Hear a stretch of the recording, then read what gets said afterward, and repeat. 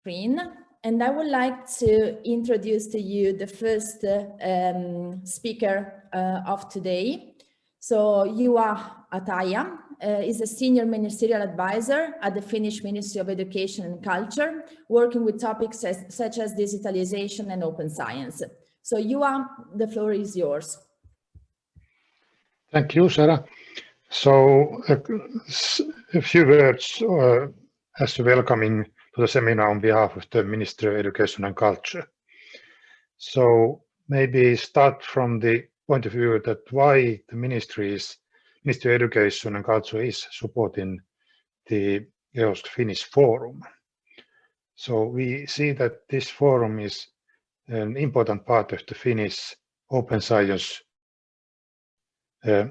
collaboration and activities that have been happening and already happening and will be happening within Finland, connected to various international developments, especially within the European Union in the next few years.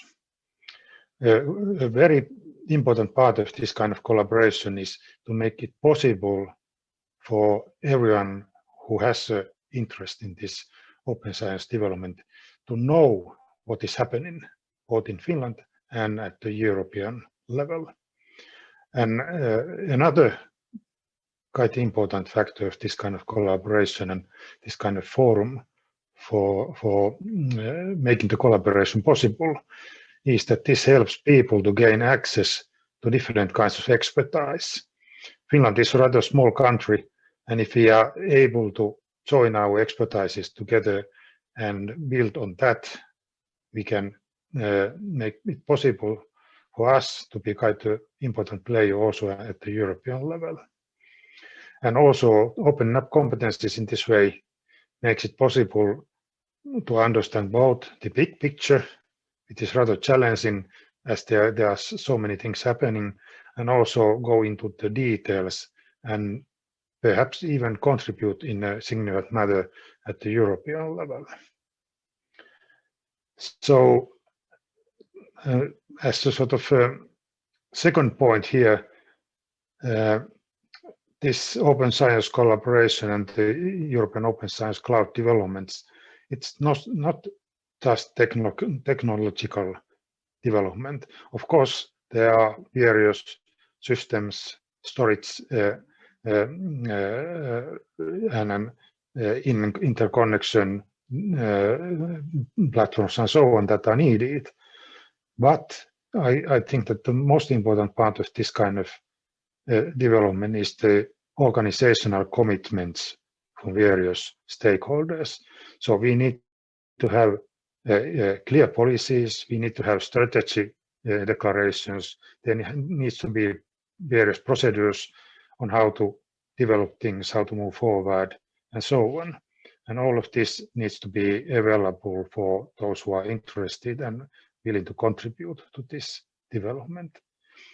And also, as a sort of last point here, this is also a question of, do we have the resources, so time, money, people, to contribute, and also this way to gain access to new things, to be able to both use the results of the research that is happening in Finland and elsewhere, and also to make it possible to build on the existing and make it possible to gain new understanding. For example, the corona crisis at the international level has one big demonstration of what is possible when researchers join their forces.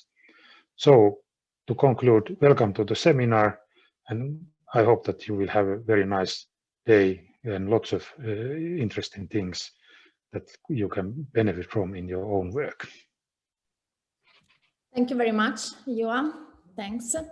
So now we can move to the first speaker of today, which is Karel Luyben.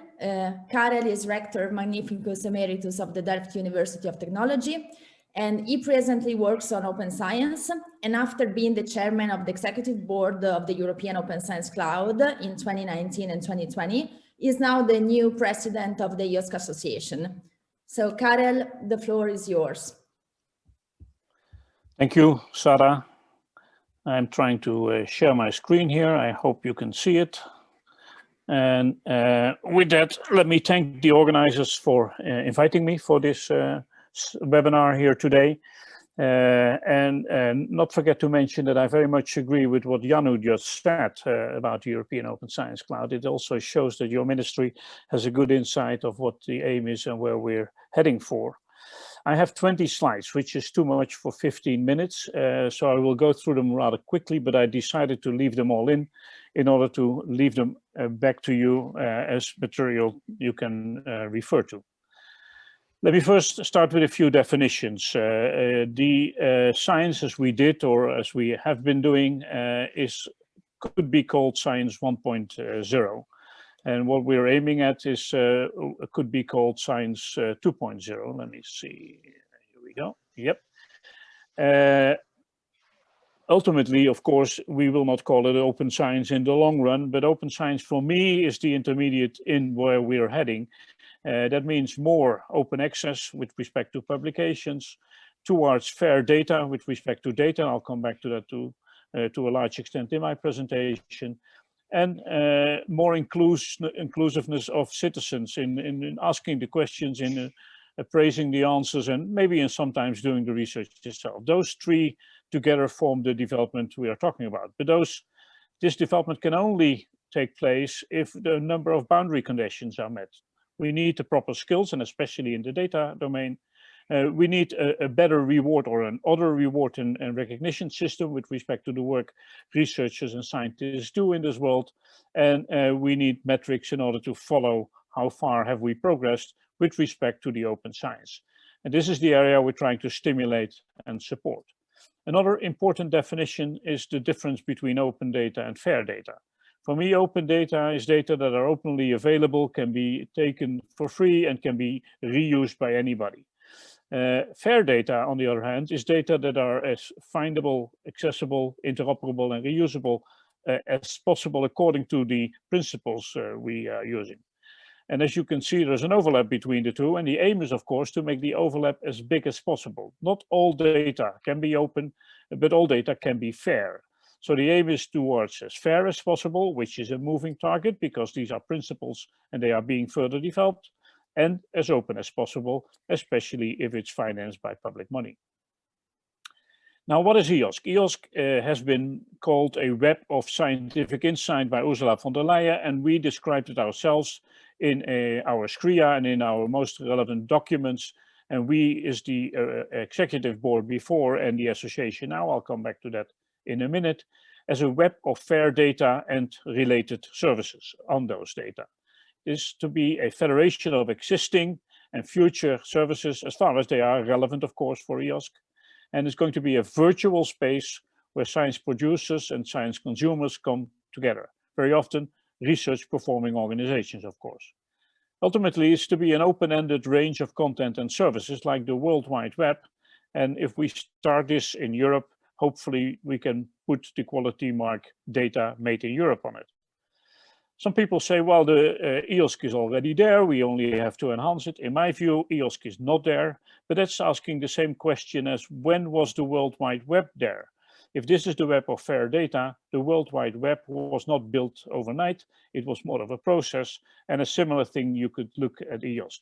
Is the EOSC portal EOSC? My answer is no, but the EOSC portal is a useful contribution to everything we can have in EOSC. The EOSC portal for now is a catalog of a lot of services.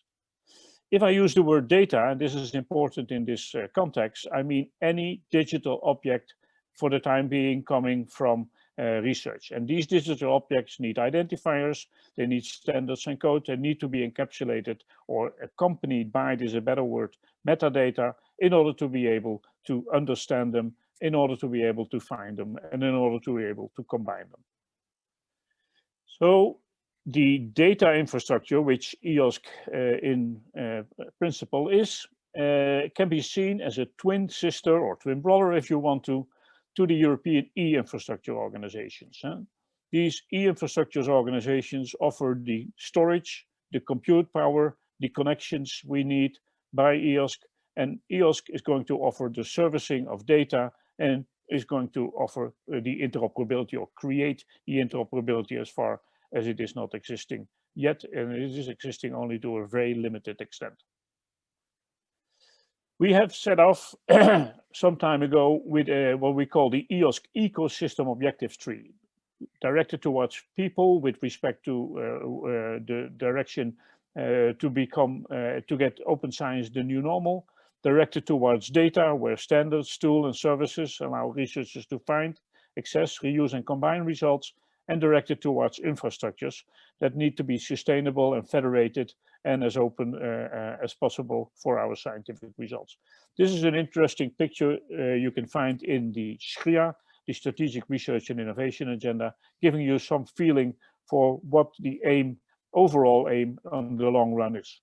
This overall aim was supposed to get a little bit closer the last couple of years, 2019, 2020, by having a governance that was consisting of let me see if I can point that out here with my laser pointer, a governance board and an executive board. I have been sharing this executive board, which was a board of stakeholders from Europe, and the governance board was a board of delegates from the European countries, the member states, and the associated countries.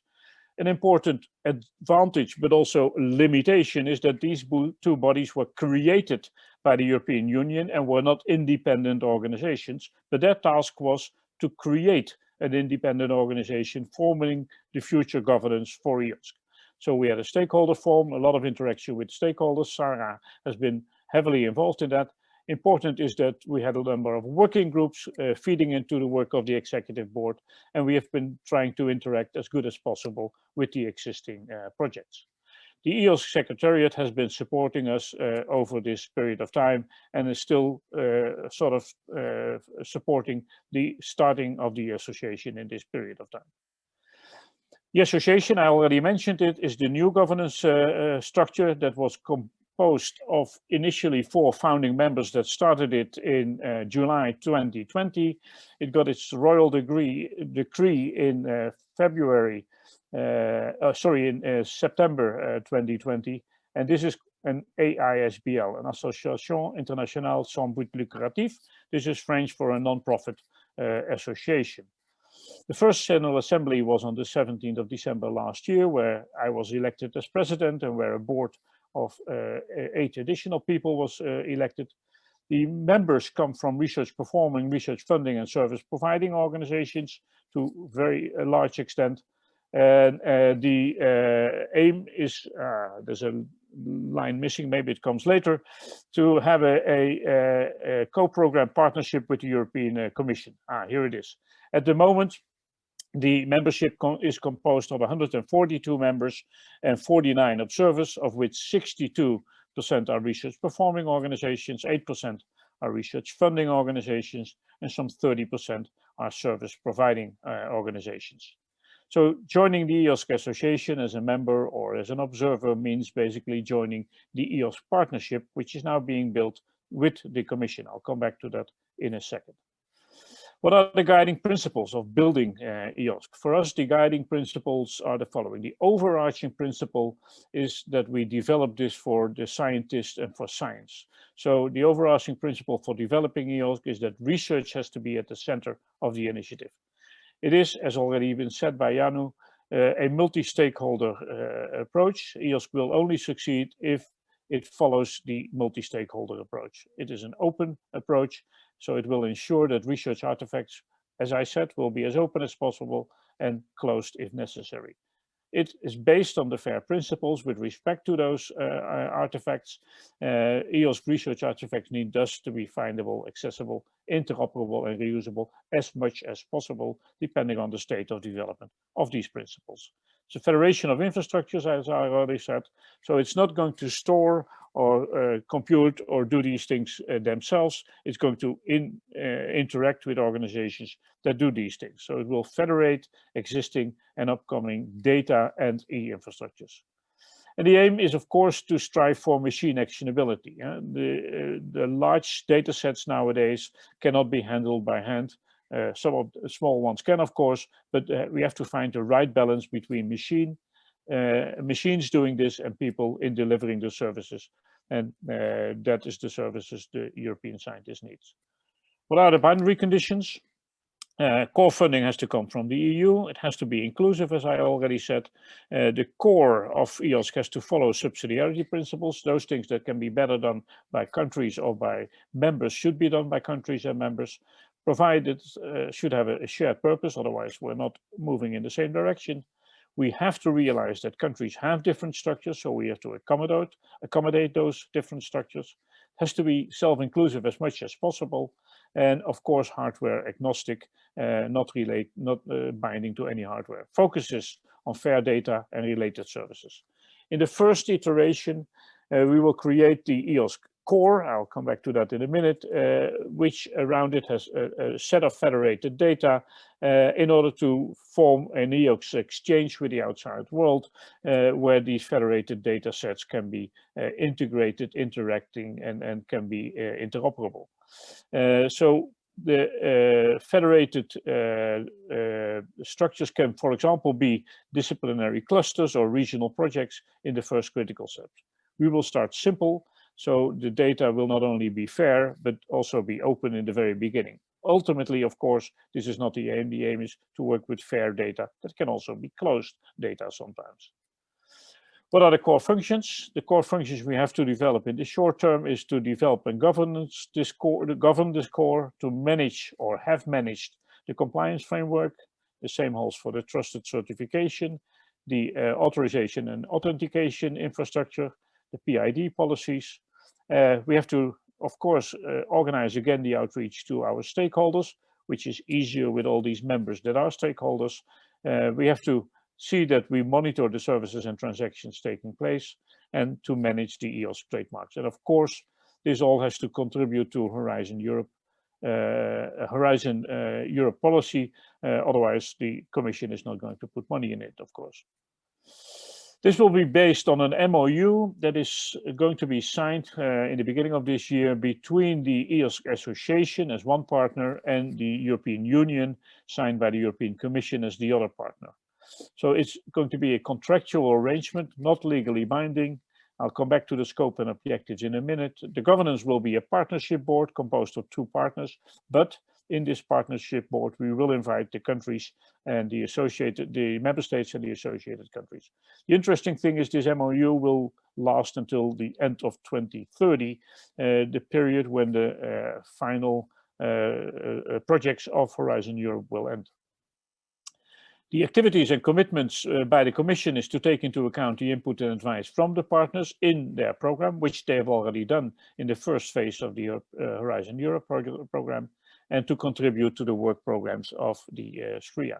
And the activities and commitments from the partners other than the Union, being the association in this case, is to provide input and advice to the Commission, to give the in-kind contributions in the Horizon Europe actions. A lot of that will be there, and the in-kind contribution in additional activities.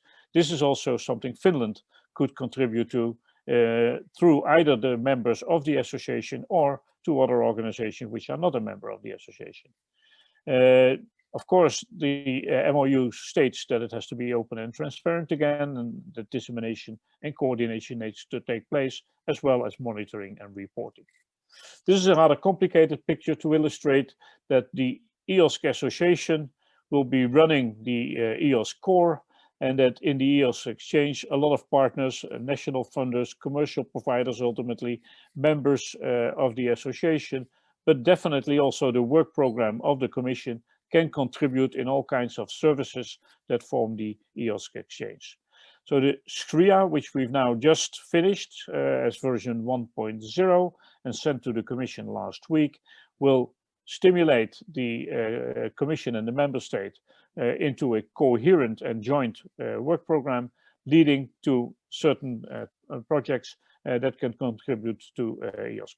Could be that additional budget becomes available either from the association itself or from other sources, and from that the core services can and will be financed.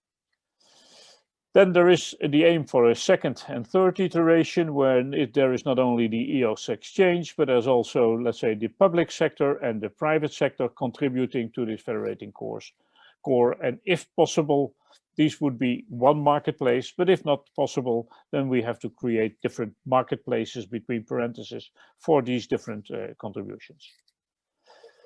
The long-term vision, and this is my last slide, in building the EOSC ecosystem, is that we as an association, together with the Commission, therefore the same colors here, will develop a web of fair data and services, including, as I already said, publications and software, but also needed in Europe, and there's a lot of contributions coming from a lot of stakeholders, is to reduce the fragmentation we have at the moment, to enable interdisciplinary research by addressing, in order to address the societal challenges. And Janu mentioned the COVID-19, of course, which is an excellent example of how this is needed and what can be reached, to support open science and contribute to what Europe calls a single digital single market, to offer researchers these digital resources jointly, as well the infrastructure as the data resources, and to stimulate the emergence of a competitive EU cloud sector ultimately, so that we are not too much dependent on other continents in the world, but also to give Europe a global lead and to interact with these other regions in the world, a step we are already taking, because this will only work in the long run if this becomes a worldwide system. To only create a system for Europe is not of value for our researchers. And with that, I would like to thank you for your attention and hope that we can co-create EOSC together. Thank you, Sara. Thank you very much, Karel, for the very comprehensive presentation. In the meantime, I don't know if Anu Nuutinen joined us. Yes, now everything works, and I'm really sorry about the hassle for everybody, and really happy to see Karel here. Thank you for your wonderful presentation. Thank you, Anu. Okay, so we switch with Sara, and so I warmly welcome everybody, and I remind you, as Sara put in the chat, that please put some questions, whether they are to Karel, whether they are to Sara, or whether then they are to Henriikka, and then in the end, after these two following presentations, we will take up some of those questions.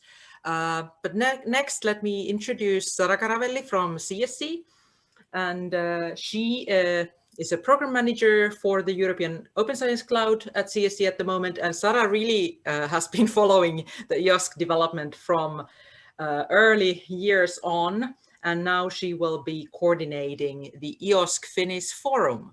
So let's hear, what does all this mean for Finland? Please, Sara. Thanks, Anu, for the introduction. So good morning, everyone, again. And so I'm really pleased to see how many of you joined today this webinar. So we have more than 40 Finnish organizations represented here. And this is great because today we are launching a new national initiative, what we call the EOSC Finnish Forum. And this initiative is meant to support you and your organizations in better following the EOSC developments, the EOSC future developments, but also in better understanding what could be the impact for this development on your organization and at national level. So let's start from why we thought that an EOSC Finnish Forum was necessary. So as you heard from Karel, so lots of work has been done in the past years on EOSC, and much more is coming in the next years. And sometimes it's difficult for individuals or for a single organization to get the overall EOSC picture because there are so many things going on in parallel. So with the establishment of the Finnish Forum, we want to provide a platform to discuss and exchange information on the latest EOSC developments, but also to assess the implication on other national initiatives. The second point is that for the same reason, you or your organization, maybe you are not directly involved in the EOSC association, or you are not taking part into any EOSC funded project, and for you might be difficult to bring your voice and your contribution to EOSC. So through the EOSC Finnish Forum, we really want to enable all the actors to being able to provide their views and bring their perspective into EOSC. As Karel said, so EOSC is a co-creation activity, an effort. So that's what we want to further enable with the establishment of the Finnish Forum. And finally, of course, building such a network will give great opportunity in terms of new collaborations and work opportunities at national level, but also to strengthen the collaboration between the Finnish RDI actors. We have defined some guiding principles for the Finnish Forum. It will be an open, participative and free of charge forum involving all the Finnish representatives from the research and business sectors. So far we really focus on the research area, but the forum is open also to representatives from the business and private sector. Why? Because the business and private sector is for sure on the roadmap of EOSC. It's not the main priority at this point in time, but that sector is essential for the overall success of EOSC. So we would like to really encourage also representatives from the business sector to join the forum at this early stage to understand what could be the benefits for their sector from EOSC. And I know that there are some private companies connected today. The second principle, I want to clarify that the EOSC Finnish Forum is not a decision-making body, and it doesn't have any official mandate in the EOSC partnership, but it's a national initiative supported by the Ministry of Culture and Education, really to facilitate the participation and the contribution of the Finnish stakeholders into EOSC. So the real value of the forum, it's really the network. Of course, the Finnish Forum will closely work in collaboration with the National Open Science Collaboration Group, and all the individuals that will be part of the Finnish Forum, we hope that they will be committed to support the Open Science and Research Declaration released by the National Steering Group. And on this, I think Henriikka Mustajoki, after my presentation, will tell you more about this. Finally, I just want to clarify that the participation into the EOSC Finnish Forum does not substitute at all the participation of your organization into the EOSC Association. These are two different things, but if for some reasons, maybe you don't have the resources or the capacity to participate in the association, the EOSC Finnish Forum for sure is a good alternative to find the information and exchange and discuss all the EOSC related topics. And also, if you're part of the association, in any case, the EOSC Finnish Forum can provide you a window on the national context. The structure. So the EOSC Finnish Forum with all the Finnish stakeholders is the main network. And of course, that's the place where interaction with all the actors from the European Open Science Cloud will take place. There is a coordinating committee with representatives from OKM, Academy of Finland, TSV, and all the Finnish members that will be part of the EOSC Association. At this point in time, there is only one Finnish organization as part of the EOSC Association, which is the CSC, so my organization. But as you know, the application to become members of the EOSC Association are open. So if in the future new organizations will be joining, they will also have a seat in the coordinating committee of the EOSC Finnish Forum. And of course, the role of the coordinating committee is really to facilitate the operation of the forum and also to keep the interaction between the forum and the EOSC Association, but also with the Open Science Steering Group.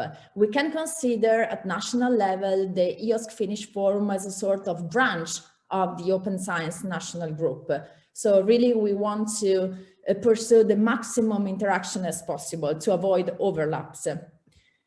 The overall forum is supported by an office, supported by CSC, and as already mentioned, the whole initiative is supported by the Ministry of Education and Culture.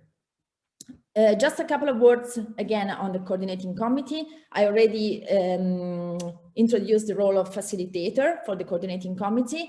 But of course, there is also a role in ensuring that there is the widest participation from all the Finnish stakeholders and also to promote the Finnish interest in the association. You can see on the slides the representatives that are now part of the coordinating committee. And as I said, as more Finnish organizations will join the EOSC association, they will be welcome to be part of the coordinating committee, as well as all the Finnish members that will be part of the future EOSC board. So the equivalent of the old working groups, if there will be any in the future. And as a reference for you, so the EOSC office will be run by myself and Anu Märkälä. Anu will give a presentation at the end of this webinar explaining to you how to join the Finnish Forum and what are the plans that we have for the next months. My last slide is just a summary with 5 reasons to join the EOSC Finnish Forum. So you will get regular updates on the EOSC latest developments at European and national level, and also on the latest EOSC-related funding opportunities. You will get also support in better understanding the impact and the benefits of EOSC on your organization and in the national context. So we will be organizing ad hoc webinars like today, meet the expert sessions, and this will also, the Finnish Forum will be open to everybody. So we don't have any limitation in terms of participants from the same organizations. So we think that this can also alleviate your training work in passing information or transferring information about EOSC, because it's open to everybody. You can actively and in a coordinated way participate to the EOSC co-design opportunities. So as already said, we will be discussing EOSC challenges and opportunities in the forum. If there are EOSC consultation, we will try to coordinate that at national level to make sure that we can elaborate a shared view and provide input, relevant input to the EOSC governance. You can also get some visibility from your organization. So we are really welcoming your contribution if you're working on specific EOSC-related activities. So it's worth to make the network aware of what you're doing, because maybe others are working in the same area or can benefit from what you're doing and vice versa. And finally, of course, the power of the network is indeed in the potential new collaboration that can raise from the network. And that's my last slide. Thank you very much.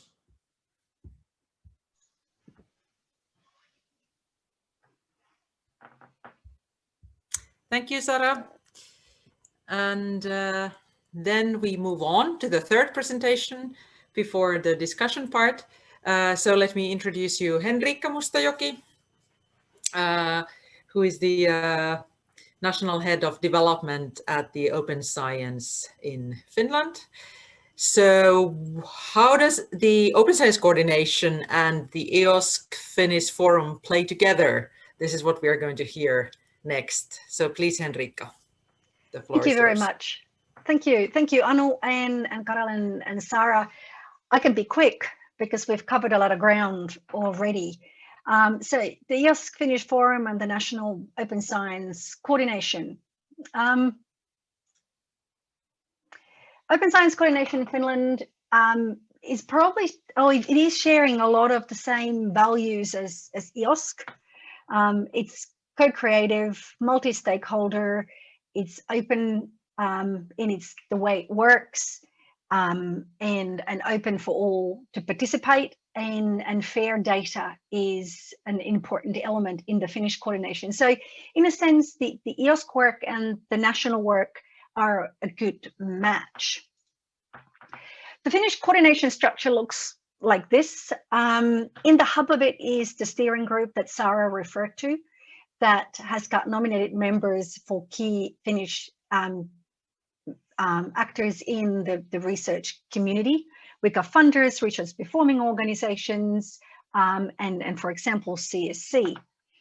To support the steering group, we have got 4 expert groups on research culture, data, education, and publishing. And these expert groups form working groups that have got a finite task to produce a particular element. And if we look at data, we can see similar aspects to what Karel shared with us on FAIR principles, on training and skills, the international collaboration issues, marketing data services, a key element with EOSC, and we're currently drafting a national open data policy. So we can see how the work we do at a national level, and as Karel pointed out, EOSC is all about finding what is best done on a European level and what's best done on a national level. So with this sort of collaboration here, we're trying to make sure that we're constantly fully aware of when we need to really take into the European work and when it is predominantly going to be national work. And our working groups mainly have got an 18-month time span, so they change every 6 months. There'll be an update on what working groups will have. And as referred to earlier, we have a declaration of open science, which is the key national document. We're going to form 4 policies, 1 for each expert group, and then those are going to be supported by recommendations. And all of this needs to kind of be aligned with the bigger picture around us, not just the national one, but the international one. So that's how the EOSC question comes into the picture. So the idea is that the National Forum will, in some shape or form, maybe, you know, the report should be in quotation marks, but they'll have a continuous dialogue with the steering group. And together with this dialogue, we can form a national approach to EOSC development. Not everyone is going to be part of the new association, and we need to have an idea on how the Finnish organizations are going to best both support the development of EOSC and utilize what EOSC can provide for the Finnish research community through different types of interaction. And we're going to have the communicating with the research community. We are not going to start major new communication channels. We've got quite a large existing communication network around newsletters and website and social media. And we're going to incorporate, to start with, the EOSC communication with the existing channels. So the EOSC website will be incorporated with the Open Science or Avoin Tiede website that we've got at the moment. And we're going to constantly be collaborating and making sure that the EOSC news are going to reach the Finnish research community in the best possible way. And what is one of the big tasks that we're starting in the national coordination at the moment relate to the open science architecture in Finland. We have an existing architecture, but it now needs updating. Things are moving fast, as we all know. And one of the key tasks for this architecture work will be the integration of EOSC services within the way we develop and understand our own architecture, so that the flow of research data and the access to data and for our researchers will be as smooth as possible. So from the coordination perspective, it is exciting that we have the EOSC Finnish Forum, because that will support the national coordination work and allow the Finnish research community to have a different sort of access and voice within the European work. So that's my contribution to the conversation this part of the afternoon. So back to Anu.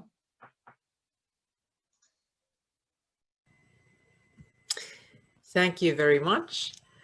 And now, as I promised, we have some time for questions and answers.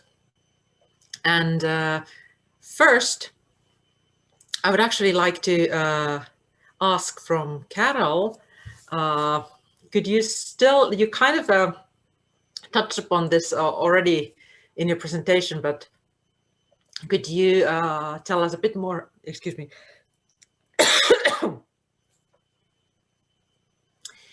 about the benefits for joining the EOSC association? So at the moment we have CSC from Finland, who has joined, but we might have here in the audience representatives of universities, research institutes, maybe even service providers who might be wondering that, okay, should we continue further or start the discussion about joining?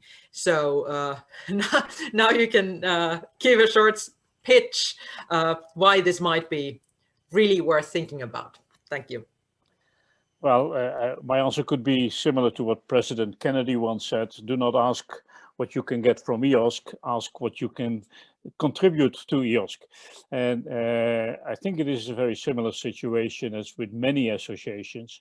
If you are an active member of the association and contribute by being involved in the discussions, being involved in the developments, then you get much more out of it than if you're not a member of the association or not an active member of the association. By just becoming a member of the association and paying your fee, you're not going to gain anything, you're just going to lose money. But by becoming a member of the association and being active in it, you can gain a lot by influencing the developments of the Horizon Europe program with respect to the EOSC part, by jointly developing the SCRIA, as I have just been mentioning.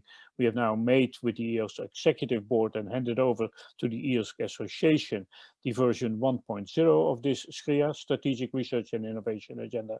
And to be honest, I must say that I have been pleasantly surprised by the way the Commission has taken on board the input of this SCRIA as a roadmap for developing the first 2 years of calls for the EOSC activities financed by the European Commission.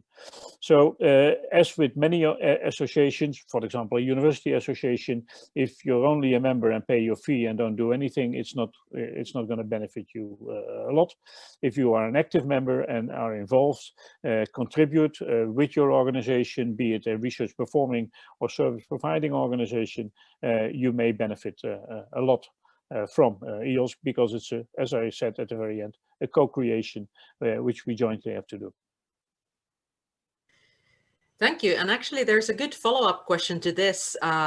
So the EOSC Association has members and observers, and the question is that is this basically what, Karel, you were describing, kind of valid also in the case of observers, and how much can they contribute and how? Good question. The reason we introduced observers was to make it available and accessible for everybody in the world, and not only the European member states and associated countries. So any organization in the world, and we have a few members already, or observers from outside the European area. At this moment, the members have the right to vote in the General Assembly, have the right to start or to have the initiative of starting groups, to propose that, have the right to be involved in those groups, and observers do not have all these rights, but they are all there. They can be at the General Assembly, they have all the information. We are reconsidering how this division between observers and members should be in the bylaws. So in the bylaws, which are we have a draft of, but which we are composing at the moment, there will be a clearer description. And again, input in those bylaws is a form which could come also from the Finnish organizations. So the short answer is there is a difference. The difference will be probably somewhat smaller than it is. And there's also a huge difference at the moment in price. For the members, it's 10,000 euro per year. For the observers, it's 2,000 euro per year. But also there we are starting the discussion immediately. Should we differentiate these fees depending on the size of the organization, the type of the organization, the countries they come from, etc., which we could not do at the very start because we had 0 organizations, and then it's very difficult to differentiate. So we waited until we have quite a number of organizations, which we do have now, and then start this discussion over on differentiation. Thank you. Then the next question. This is, I think this might also be to Karel, but now we go really to the practicalities of research work. And so basically the question has to do with how does a scientist's desktop look like in 5 years' time? And what are the key changes from the present situation when EOSC starts to deliver services to end users? I don't know if by this is meant the wooden desktop the scientist sits on, or the desktop on his or her laptop, which the scientist looks at. But what I would expect is that in 5 years from now, there are many more services available to the scientists that are linked to EOSC, that are part of the EOSC ecosystem. And actually, I hope that it will become something like EduRoam. You may be familiar with that, which is the connection to the internet for the universities and for the researchers. But they don't worry about EduRoam. They are not interested in the technicalities of EduRoam. They just use it. And I hope that in the future they will just use EOSC by using the infrastructures they have been always using, which become a part of EOSC, and that automatically they will go in the flow of, let's say, creating more interoperability of their data and seeing to it that the data become as fair as possible. So the desktop will probably look more like a lab journal, an electronic one, as we see developing everywhere, which then automatically will feed the data into the system, hopefully, fair by design, as we call this. But also I hope that this scientist will not only have a laptop, but also access to data stewards that can help the scientist with respect to the data, depending on what type of work the scientist is doing, and that can help with, let's say, the strategy of the data. And in this, let's say, in this part, the EOSC Finnish Forum could play an important role for Finland in the future. Thank you, and thank you very much for everybody who posted these very to-the-point questions. I think now we are more or less, I don't see more questions coming in. So we are approaching the time for a coffee break. And at this point, I want to use the opportunity to really thank Karel for the ability to join us and tell the latest news and explain what is going on in this new phase of EOSC, which is now starting. And I definitely want to wish all the best for the association in its early stages. So Sara, what do you think about the time for the coffee break? We have at least, do we have half an hour or? I think 20 minutes. So we can be here in 20 minutes. So 1:50 for those in Finland and 12:50 for the others. Okay. Okay. So 1:50, 12:50. Enjoy your coffee, and then we will come back for more presentations and discussions. Thank you. See you later. Thank you very much. Bye. Okay, so welcome back, everybody. Hopefully you had a nice little break. And let me make sure that Henriikka is ready. Ready. Okay, excellent. So now we start the next session, and we will have 6 presentations. And again, you can post questions already during these presentations to the chat, and then afterwards we have time for going through those questions and asking more. During these past 2 years, EOSC established 6 working groups and invited open science, open data experts from all around Europe to join those working groups. And we were very happy that we had a Finnish representative in each of those 6 working groups. And now we will go through basically the main results of their work, but most importantly, look forward. So what does this all mean to Finland and the next steps? What have we learned and what do we need to learn in the future? And first, we will start with the sustainability group. Henriikka Mustajoki was part of that. So please tell us where are we at the moment? Thank you. Okay, there we go. Thank you very much. The Sustainability Working Group, I guess in many ways, has finished its work, and the work that it did, we can see the results very quickly, because we talked about how to make sure that we had a sustainable EOSC to implement, and what will happen after 2020. the task was to provide a set of recommendations concerning the implementation of an operational, scalable and sustainable. So we worked in order to produce a report that eventually was called the Fair Lady. The earlier ones was a straw man and a tin man. And apparently in British military lingo, the next one should have been an Iron Lady, but we decided that it would be better called a Fair Lady. So the working group produced that, and a lot of the work done in the working group is now visible in the EOSC Association, as Karel shared with us earlier in this webinar. So we had 3 iterations of this. We got lots of feedback on each iteration from formal, executive board, governance board, commission, as well as the stakeholder community on each version.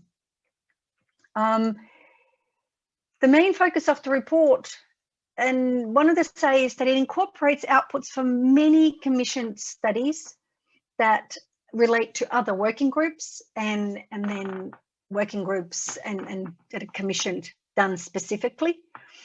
And it considers now the financial model, the legal vehicle, the governance structure, and the regulatory and policy environment. But as I said, a lot of that is already in practice.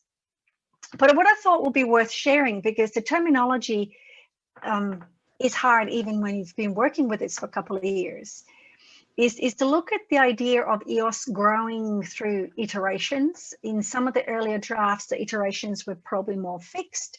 Karel referred to that earlier in the very complex slide he shared. All the iterations were actually seen already in it. The first iteration is to establish the minimal viable EOSC that will address the needs of publicly funded researchers exploiting openly available data. And then we need some subsequent iterations expanding EOSC to address usage beyond only openly available fair data, engage a wider user base in public and private sector. So that's kind of the idea. But what's the minimal viable EOSC? It's made out of 3 components. We have the EOSC core, where which kind of holds the functionality required to enable fair open science practices to occur across domains and countries. So what is it that we need to allow us to interact through data and with data within Europe? What's the functionality? And I'm sure Ville from the architecture working group will share more details on that. Then on a federated data circle, there are services federated via EOSC core that actually transfer, store and process and preserve research data. So the core kind of makes it possible, and the federated data layer makes it reality. And in a third level, there'll be a EOSC exchange, which is a digital marketplace to offer a progressively growing set of services to exploit fair data. And there we have a lot of conversation on the role of publicly funded services versus privately funded services, and how are we going to create a fair working digital marketplace that will support European research community. If you look at the timelines we planned for different parts of this, the preparation and growing, these are now in the hands of EOSC Association and the executive that Karel is leading, and preparing and growing in these different sections on the governance, on the core, the federated infrastructures, the exchange. The exchange you can see there is starting a bit later. That really works with the research, and then we have the thoughts about the wider public sector and the private sector all built into the Fair Lady report. All of this can be seen, and Karel already referred to the SRIA report, and the work from the Sustainability Working Group has greatly informed in how things have moved forward. And that's the composition of the board. And what we found challenging on the board, that's not sure if it's visible in the Fair Lady document, has got a lot to do with the way we hear the voice of the community and we hear the voice of the funders, which in Europe are largely ministries. And how do we get the different types of elements, voices and needs to come together in managing EOSC? So the group tried to come up with an answer to that in the structure that was proposed. And now the EOSC Association is taking that idea forward and creating this way of co-creating and working together. It is a really, really challenging task, but I'm sure we will achieve that and get a co-creative EOSC together. So that is my very short presentation on the Sustainability Working Group. Thank you, and back to you, Anu. Thank you. And then we move on from sustainability or building a sustainable EOSC and the format for sustainable EOSC to landscape and landscape analysis. What is going on, or what? How is the EOSC readiness in various countries? I am really happy to introduce Susanna Nykyri, who is an Open Science Services Manager at the Tampere University Library and was the Finnish representative in the Landscape Working Group. So Susanna, please tell us about the major findings. Thank you. Thank you.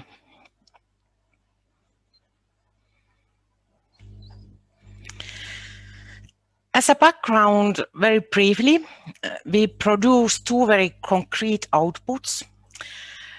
First, landscape of EOSC-related infrastructures and initiatives, and then a report which discussed our country seats analysis.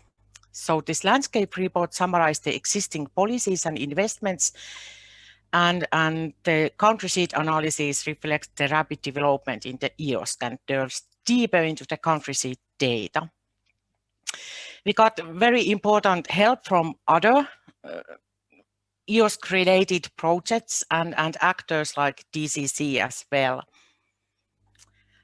First, on the method used, some words. At the same time, it was its strength and weakness. We pretty much just did it. At the national level, I want very warmly thank the whole EOSC team Finland.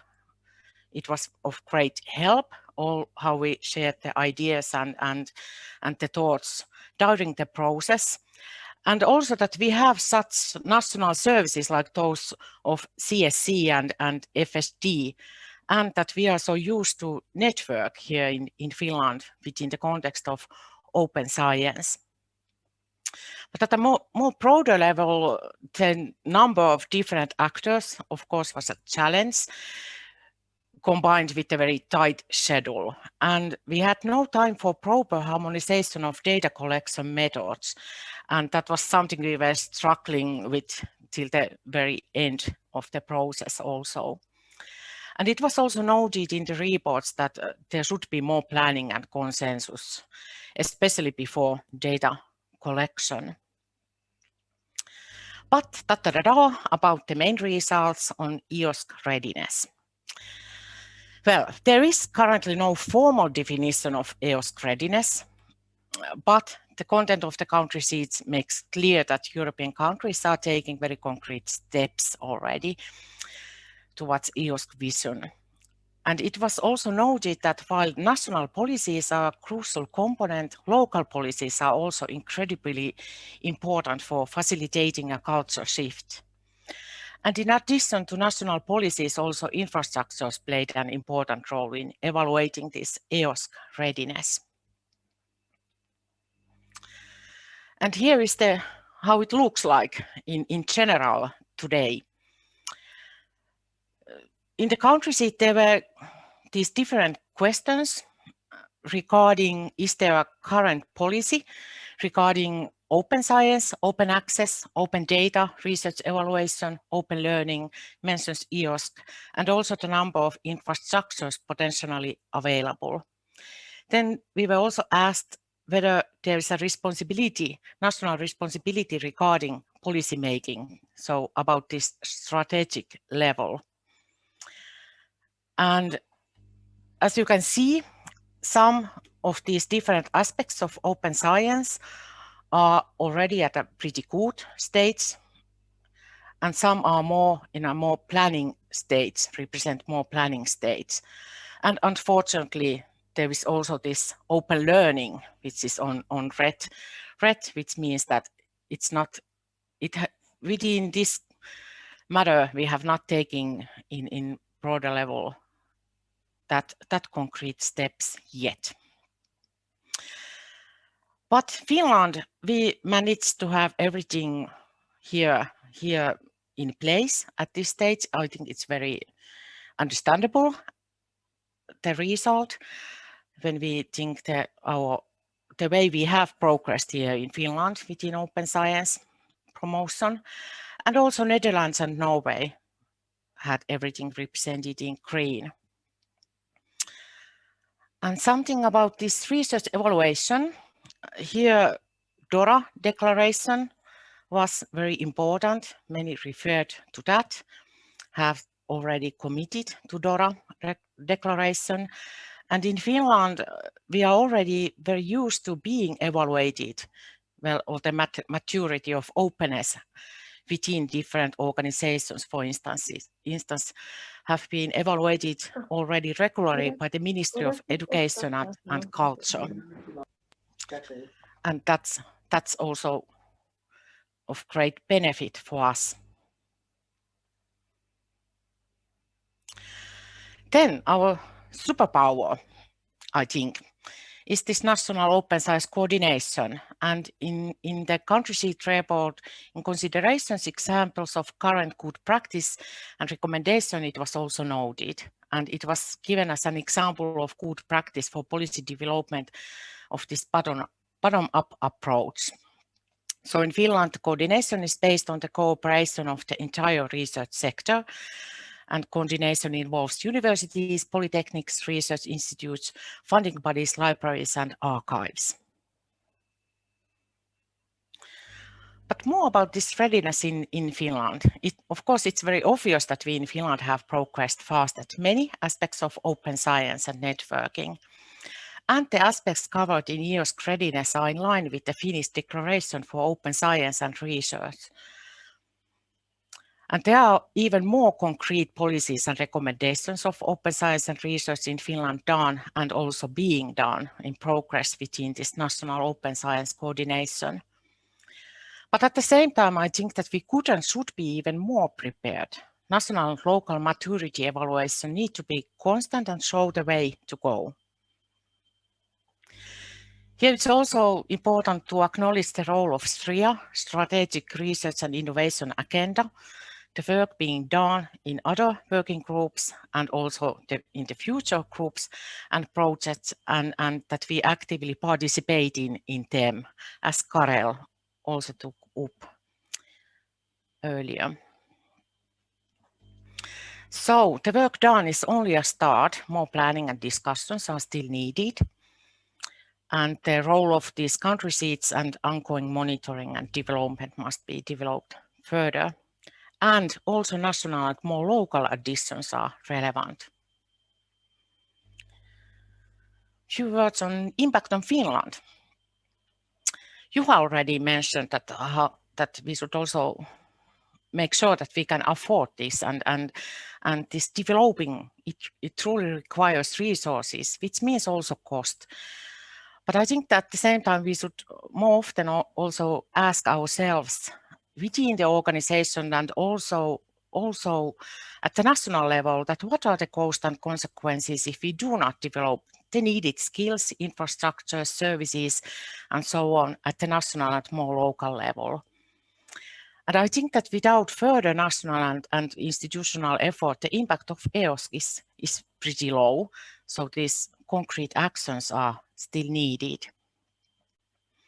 And in order to know where to focus, we should still analyze further the coverage and nature of the needed infrastructures, skills and services, make more concrete action plans, and both at the national and institutional level also ensure their resources and long-term development and use. I think there are many projects which has just started or about to start also regarding these. They are very important also within this EOSC context. Then some reflections on the needed further development, and especially from the role of an expert representing research support services. I think within universities and alike, we should update monitoring methods, services, practices, curricula and teaching schedules, and use the already existing potential and develop it further. We already have a lot, but it's not enough. We should also take care of covering the whole life cycle of research and the different aspects of it, like publishing and data management and education, not just focus on just parts of it. Research is international, and so also research support services should be, and infrastructures, and they should be linkable and interoperable. And local is here, it's also global and vice versa. And I'm sure Anne Sunikka is soon going to talk more about this needed new professional roles, and the working group is doing very important work within this aspect. Then I also think that these key open science infrastructures and services should be non-profit. And that's also the message sent from within the UNESCO recommendation on open science work. And here, the role of such national services as those of CSC and FSD are very important. I also think that all the stakeholders should now put in action the national policies, and the sooner the better. And especially in research institutions right now, to take care of the coverage and quality of data and information in the new portal for information on research in Finland, and use its potential and participate in its further development. And to keep on participating actively in the national open science working groups, and if there ain't something you are missing, then just please suggest the new needed ones. And last but not least, keep the economic and strategic planning more tightly together. Thank you.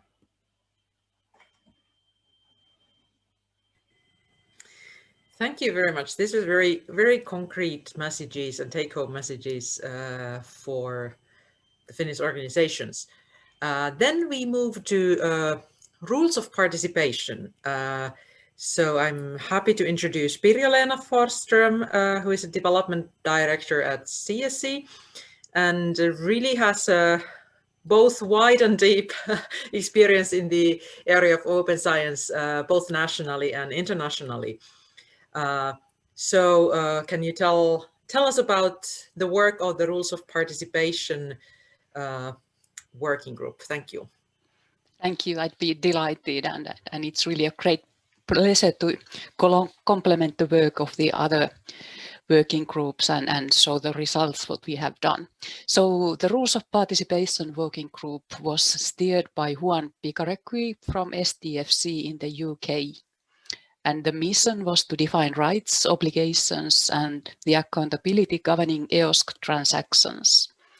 The focus was initially to be on a minimal set of rules of participation, just to begin with common requirements across the heterogeneous research infrastructures and service providers to be able to move forward fastly enough with the services and other working groups. The rules of participation, they really form the steps to become part of the pan-European EOSC community, laid down in the principles, mechanisms, and documents described, for example, by Karel and Henriikka today. And they shine the guiding lights to rise the stairs. But the stairway is stairways is not only to EOSC, it's also the stairway to open and sustainable research and open science in general. With that in mind, the steps to EOSC are not a threshold too high, I think, but they embrace the basic skills needed in modern and future research. Here you have the link to this rules of participation if you want to have a closer look at those. But let's look at the rules, and they are here. I just note that the rules of participation here are based on the minimum viable EOSC that has already been mentioned earlier. I will shortly go through all of them with input from the EOSC Symposium polls and some national reflections. Why I've added the polls on the symposium is because it was one of the main events where we could get huge number of participants to evaluate the rules. Of course, we had open consultations and specific feedback from example from ESFRIs during the process. But what we wanted to know with this symposium poll is that if the vision for the rules of participation was correct. And if the vision is correct, then the rest is just hard work.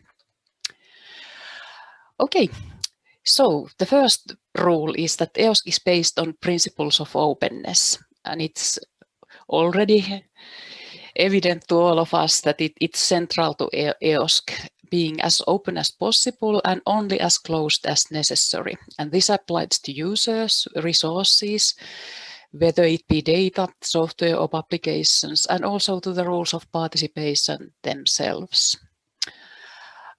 The majority of the participants had thought that this is in rule with their ideas of EOSCs, and this very well also embraces the principles of openness in the Finnish research organizations, looking, for example, at the Declaration for Open Science and Research already mentioned here, and the large number of signatory organizations within it.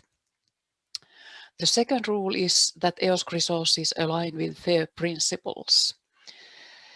And that's quite natural. All EOSC resources as data may also require software and other resources to be reproducible research. So it refers also to software, for example.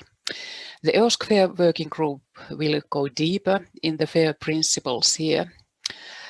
And I just note here, as the previous speakers already had done, that there's a lot of national work already done here, having instructions, having services for open science. But one of the main considerations in the Finnish perspective is that do we have enough resources to make data fair? And that's one of the main concerns that we have to take care in the future. The next rule is that EOSC services have to align with EOSC architecture and interoperability guidelines.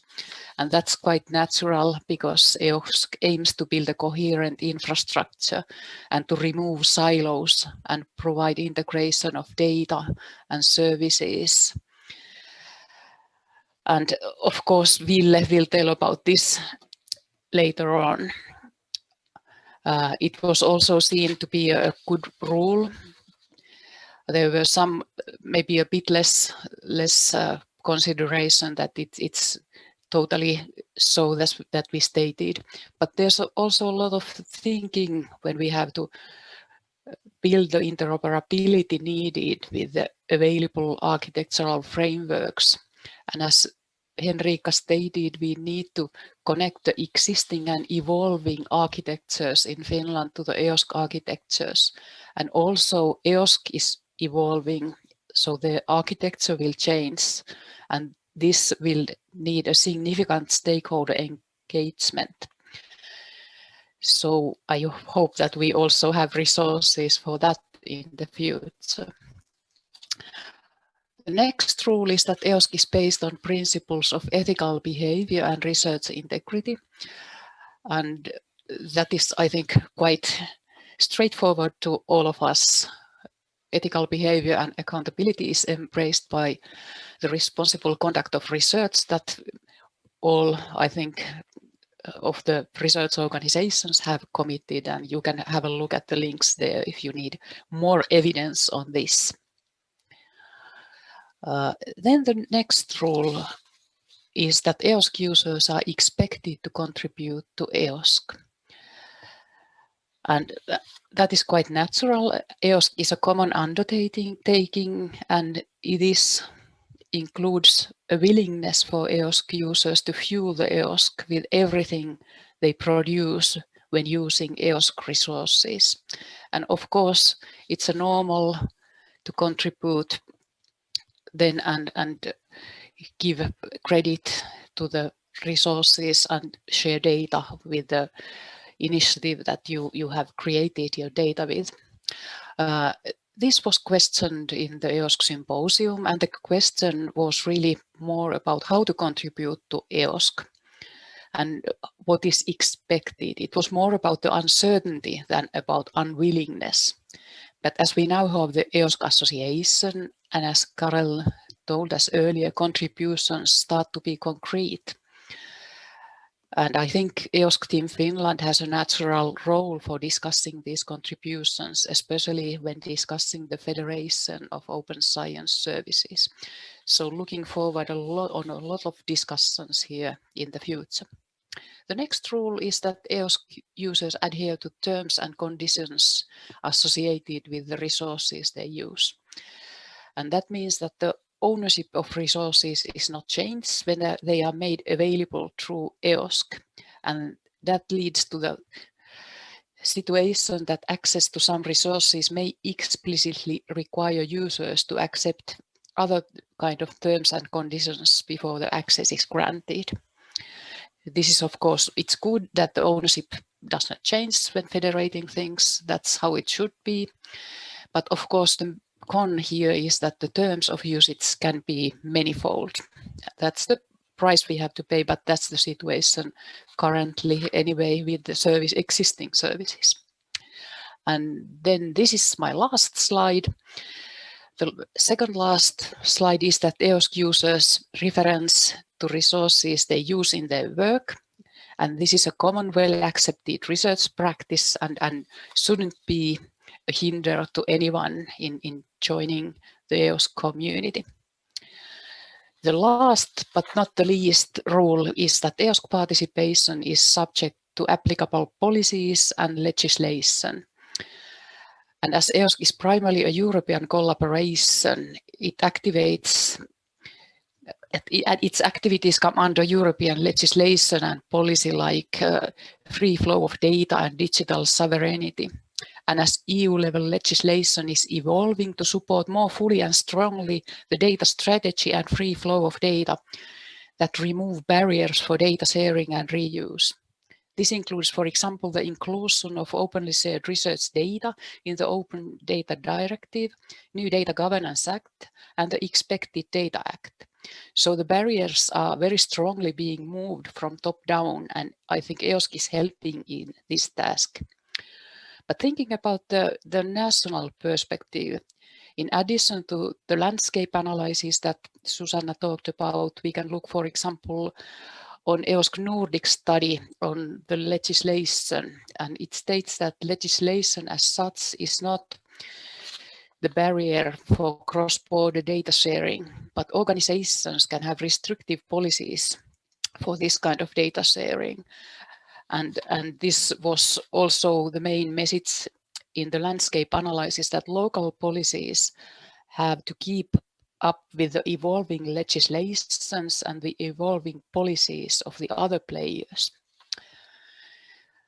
So I hope these rules encourage you to take the steps to get involved in EOSC. They are not contradictory to the national steps that we have defined. And having said that, I thank you for the attention and give the floor to the next speaker. Thank you. Thank you very much, Pirjo-Leena. And now I'm really happy to introduce Ville Tenhunen, who has been mentioned already a couple of times, and there has been references to the architecture working group, about which Ville will talk. Ville comes originally from the University of Helsinki, where he works as a team leader, but at the moment, he's a data solutions architect and on extended leave from the University of Helsinki and works for the EGI Foundation Amsterdam office. But Ville, please, the floor is yours, and we are excited to hear about EOSC architecture. Okay, thank you, and hello everyone. I share my slides, and then we go. I put the link to those slides already into the chat, so you can see them also from there. And there is some links and so on. But yes, architecture working group of the EOSC. The idea was to propose a technical framework to enable and sustain an evolving the EOSC, including interoperability layer to build federation of the systems. And this is important that, okay, because EOSC is nature of the EOSC is federated and it's a distributed one. So this interoperability is a main issue between different service providers and services and so on. And one idea was in our working group was that, okay, we should identify the federated core of the EOSC from these technical perspectives and so on. There was 58, total number of the members of the working group was 58, and Jean-Francois Bramatic was the chair of that. Okay, but it was such a big working group, so most of the work has been made in task forces or ad hoc groups and so on.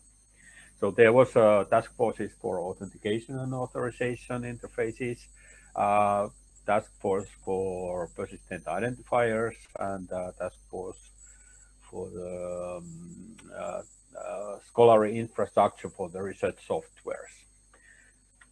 And a couple of disclaimers in case you are an enterprise architect in some organization. The idea of the architecture working group was not to produce whole enterprise architect presentation or specifications or so on, but concentrate to some part of it. And another point of view, if we are discussing about architecture, is that, okay, we have to understand that EOSC is a distributed and federated architecture. It's not a monolithic or it's not a centralized service providing system. Our main deliverables from the working group were concentrated to these issues. There is a link to the AAI architecture. It's a draft, currently draft for consultation. And then the PID architecture. Then there was scholarly infrastructures for research software. We participated also to draft this strategic research and innovation agenda 3, which Karel mentioned earlier. And now there is version 0.9 is available, and to 1.0 will be published June, as Karel said earlier today. And in cooperation, okay, there was a cooperation. PID architecture was joined as a task force with FAIR working group, as I remember right way, and also this with the EOSC FAIR working group. We described these interoperability things, and there is also a draft for that. Then we made some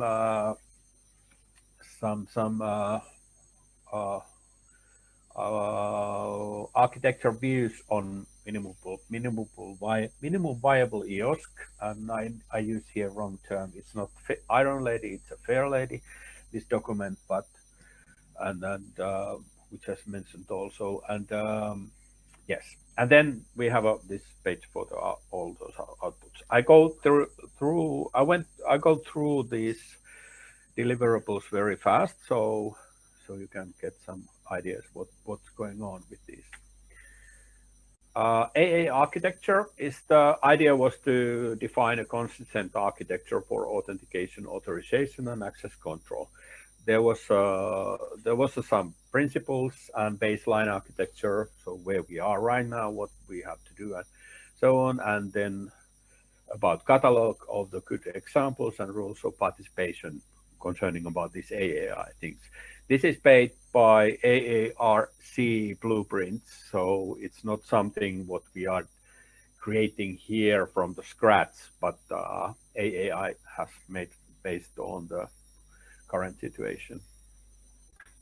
PID architecture for the EOSC. This PIDs, persistent identifiers, are central to trustworthy and fair management of the data within EOSC.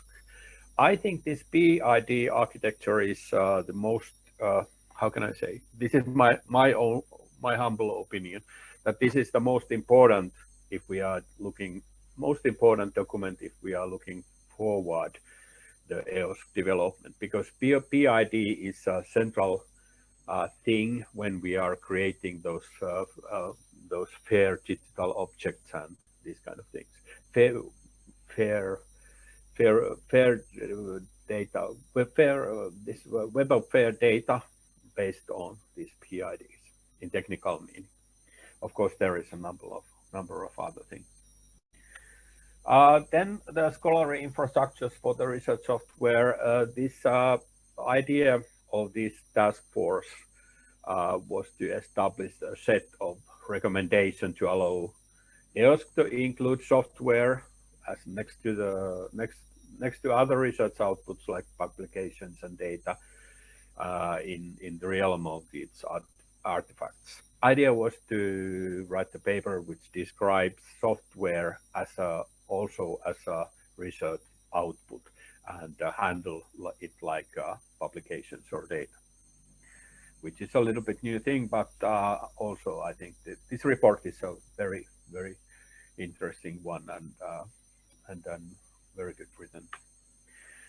Shreya, as mentioned earlier, we made some work, drafts, and we discussed very much about these things during these years. And there was a couple of places, chapter 1, these new ways of science, and chapter 5, implementation of challenges. In chapter 5, we had this kind of ad hoc groups concerning about identifiers, metadata, ontologies, authentication, and authorization, infrastructures, user environments, resource providers, and so on. So we had multiple smaller groups, and we drafted these texts. And after that, there was a big process. Well, about this minimum viable EOSC, yes, actually, I put here these two graphs, and I'm not going to explain all these things, but in architecture working group, we took all these things, which, for example, Henriikka mentioned about minimum viable EOSC, and we tried to draw the picture that, okay, what does it mean in architecture thing?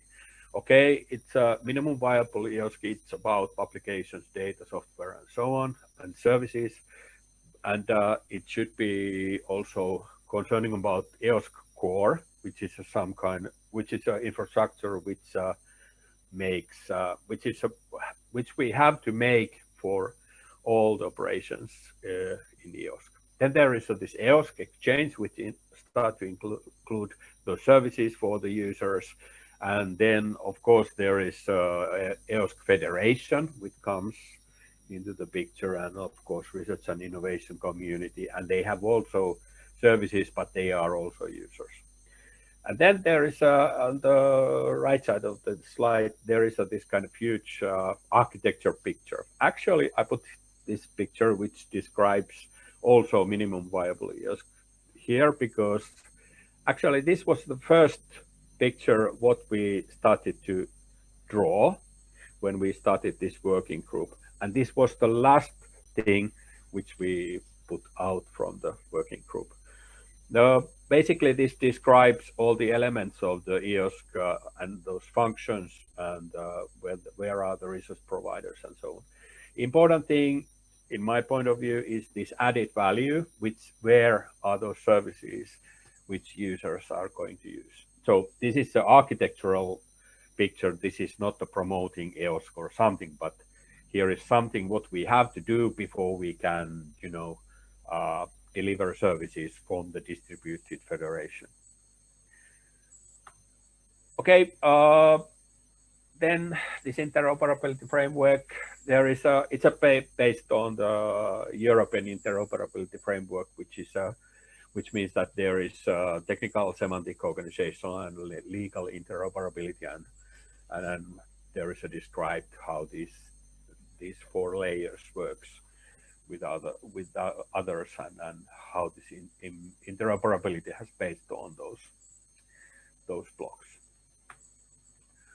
Okay, impact on Finland, couple of words about that. And these are, of course, my own thoughts.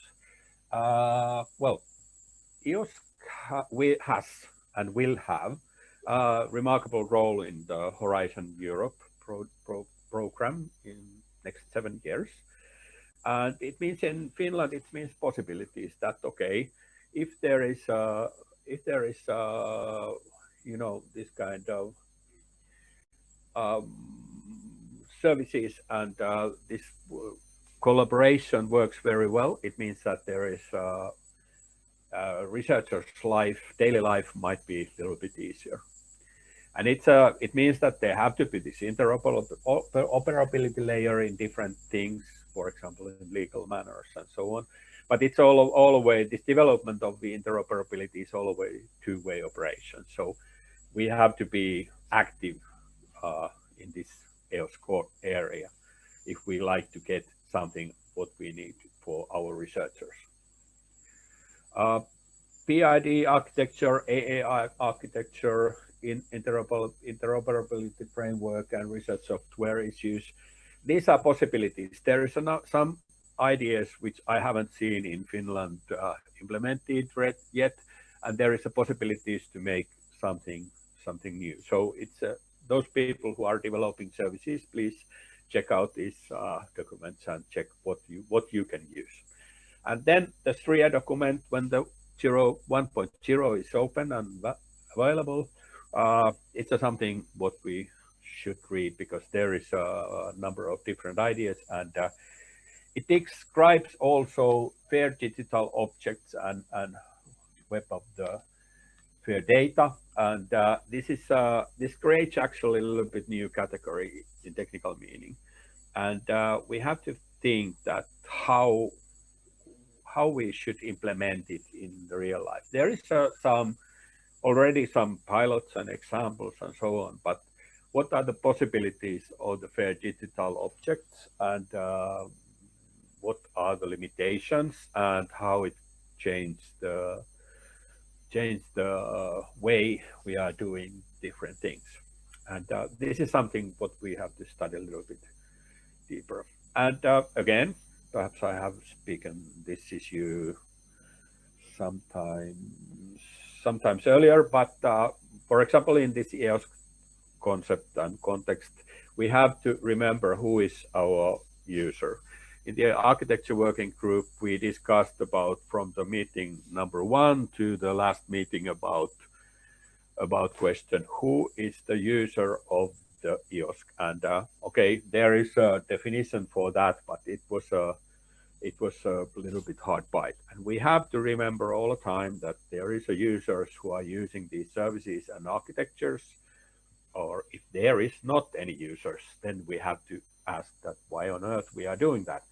But there is, and when we have this user, we have to make these definitions and ask them to participate also to development and so on. Work processes are more important things than existing systems or infrastructure for those development things. But yes, thank you. And if there is any questions, I can answer. I'm willing to do that. Thank you. Thank you very much, Ville. And I especially like this kind of a clear views to the future and where we are now and what needs to happen. So please post the questions in the chat. There are already some, and we will come back to those, but definitely space for more. But then next we move to FAIR. And so FAIR principles are really the backbone of EOSC. And I'm happy to introduce Juuso. Juuso Marttila from the University of Jyväskylä. Do you, Juuso, hear me? Yes, I am here.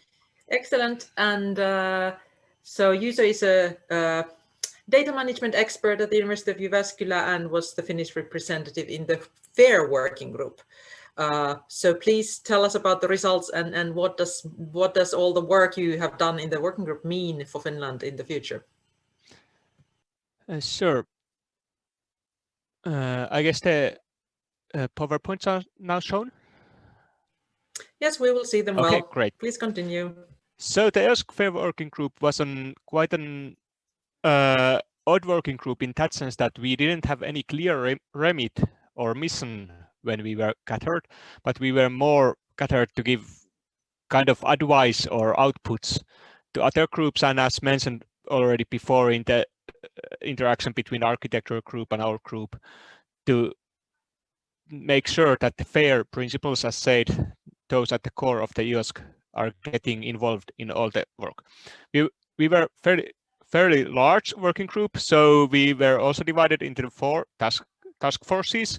One with looking at FAIR practice or FAIR in practice and how to implement it that better. The interoperability working group already discussed on Ville's presentation. Then the bid policy working task force already discussed, and then really interesting metrics and certification task force that went through some reporting on how to do metrics and of course certification on FAIR issues that I'm going to talk a little bit later. I'm here just presenting some of our outputs that we finally get done and that are open to all shortly, and then some discussion on my own perspective on this and how it should be implemented in Finland. I by myself was working with the FAIR practice task force, so my most in-depth knowledge comes from that task force. And luckily we had already Ville talking more about interoperability and bid policy, as his working group knew a lot more about those than me. Okay, what the FAIR practice task force did, that we did a report on status of the FAIR at the moment and how to make it really happen in concrete everyday work of the researchers. And we came up with 6 recommendations for implementation, and our stakeholders were big institutions like EOSC or research institutions or funders or policymakers and so on. And one of the most important findings was that this far, FAIR is not without any roots. It has sprung up from those sciences that really had a demand for it, really had a need for it, and they answered that need by creating FAIR. And then it was adopted on the higher level because they are really good principles in general. And now we are in position where we are trying to project those bottom-up initiatives from top-down perspective. And that really changes things, because now there are situations where there is no innate demand, or there's demand that is not yet fully realized and so on. And same holds with the motivation. So this really emphasized the role of their funders, the institutions, the policymakers, our coordination fora that we have here in Finland and so on. And now this is something that we have to look really clearly, and I hope that both the Ministry of Education and TSV and Academy of Finland really go through at least the recommendation parts of this report, because it might really help us to get forward with the FAIR principles.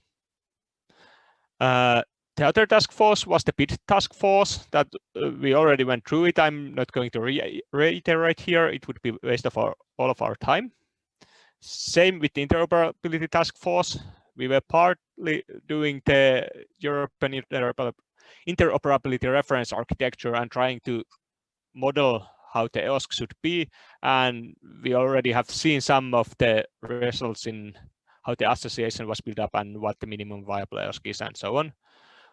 Rather technical things, but trying to keep the FAIR in mind and also trying to keep the legal interoperability in mind, because in European Union there are so many different legal systems that it's whole of its own challenge to get it right. Then we had the metric task force that just had their report ready, and it's being at the moment typeset on the commission. It already has its DOI, and after it's typeset you can find it from there. And it's really interesting on how things should be measured or certified, and that's something when you add funding to the equation is going to be of utmost importance for institutions, for individual researchers and so on. Also for service providers, if you are trying to be fair and need to be certified, it's really, really important to get this right. We, of course, as Ville mentions the SRIA document, we were also giving quite a lot of feedback on the SRIA. And again, as with all studies in regarding FAIR, there's really big gaps or really big discrepancies between how major different stakeholders are when it comes to FAIR. So that has to be taken into account here. And it has to be taken into account when we are doing certifications and so on.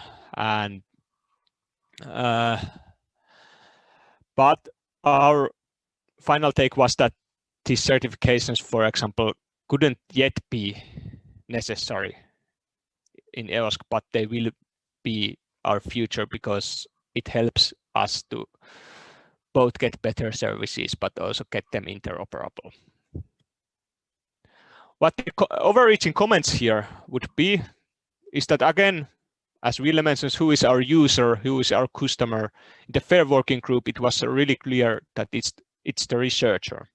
There are plenty of different stakeholders, but we are trying to get this done for researchers.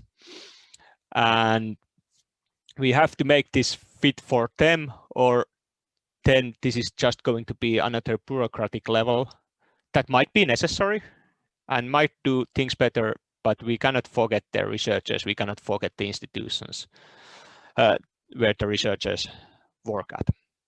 Then another important one was that the FAIR is a journey. FAIR is a goal that we try to attain, but EOSC will have to be built progressively, step by step, and we have to be ready to accept only gradual uptake.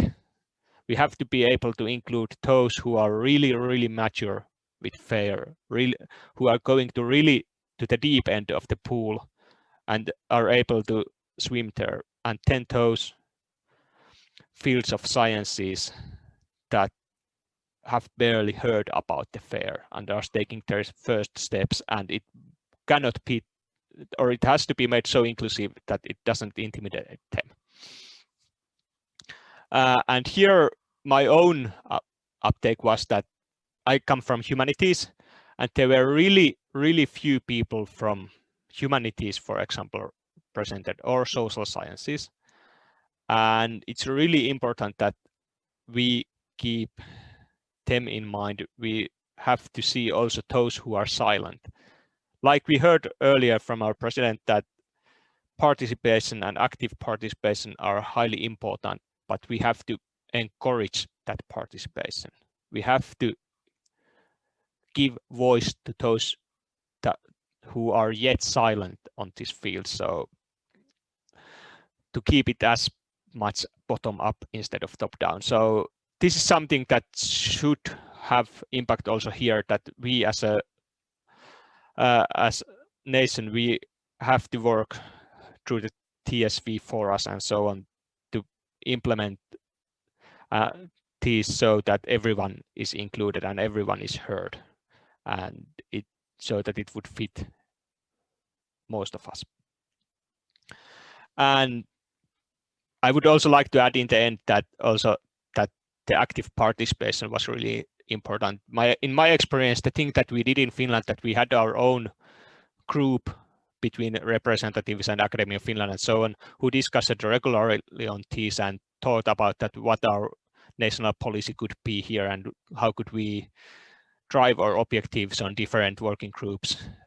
We had so much better standing to participate in these working groups than some participants that seemed to have no backing at all. So active participation, enabling the active participation both on national and especially on EOSC level is highly important to us, so that we are not getting left out, so that we are getting heard. And that's something that has now happened in these working groups and that I hope will really happen in the future, and the EOSC Finland Forum would be one of ways to attain it. That's all from me. Thank you very much, Juuso. And I want to use this opportunity to kind of pick up of your last words. So similarly, now when you're looking at the future and the opportunities the Finnish Forum gives us, so joining forces nationally definitely also impacts or increases our ability to have an impact internationally. Keep this in mind. So our last presentation in this session comes from Anu Sunikka. She's head of Open Science and Acris team at Aalto University. And Anu was active in the Training and Skills Working Group. This working group started somewhat later than the others, but the content is, I think, really a top priority, because here we are really talking about the competence development and the competence levels at various organizations to really utilize EOSC and take active part. So please, Anne, tell us where you are with your group at the moment. Okay, hey, hi, thanks. I'm just adding there that actually I'm also heading the National Avointiede data training group, and I have, of course, I'm looking at our results from that point of view as well. So it has been really useful to be both in the EOSC training group and being in the national training group as well. So I have to unfortunately stop the video because my internet connection is quite bad, but I'm gonna start sharing the presentation now.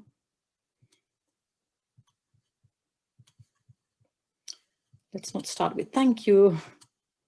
Let's start from the beginning. Okay. It's good to be the last to present, because I can thank Karel for his first slide that emphasized the importance of skills and rewards, and thank Susanna and her working group, because Landscape Working Group did quite a lot of the data gathering that our working group sort of analyzed later on. And also thank Susanna for her words how to go forward with after EOSC and after these working groups. So why did we need a working group skills and training? We were tasked with providing the framework, building competencies and capabilities. And since EOSC aims to enhance the possibilities for researchers to find, share and reuse data and software, in order to achieve this goal, it's vital that we develop a workforce that possesses the digital skills to both utilize EOSC and also develop the services. So that was why this was started. We had over 40 working groups, group members from different countries, and we also used other stakeholders very extensively in the work. Since we started a bit late, actually February 2020, we haven't published our final report yet. It should be out this week, but I haven't heard of anything yet, so it might be a bit delayed. And we worked in 4 key areas, in 4 task forces. The first was on roles and minimal skill set. The second was on competence centers, third on training catalogs, and the fourth on national strategies for digital skills. And here we tried to achieve an overview of where Europe is regarding digital and open science strategies, policies and programs, and what should be done to increase the understanding of our policymakers on these issues. So actually this was also directed, or the results are directed to the ministries and funders. We started with the gap analysis. We have lack of open science and data expertise. We don't have clear definitions of digital professional profiles, and we have no career paths for these roles. In addition, the training resources are fragmented, and we're actually inventing the wheel over and over again and not reusing the training material that also already exists. I have too many slides here, so I'm sort of running through these. I'm sorry for that. Let's start with the first task group on roles and minimal skill sets. The task force built a framework that described the skills required to develop the next generation of fair and open science professionals. I think this picture is quite familiar for some or many of you, because this picture is a sort of community endorsed vision of the EOSC actors or roles in the EOSC ecosystem. And this was for consultation in the fall here in Finland. So basically, if we look at this, there's lots of things going on in this picture. For example, if we look the research software engineer on the left side, it says that he or she consumes and contributes with EOSC core and EOSC exchange services, and the colors denote that their IT specific skills are needed in addition to disciplinary skills. And in addition of collecting these different roles, all these roles were also defined, and there is a skill set list of skills that are demanded in this or required in this role. I think this is useful for all of us who are working on training on digital skills and open science.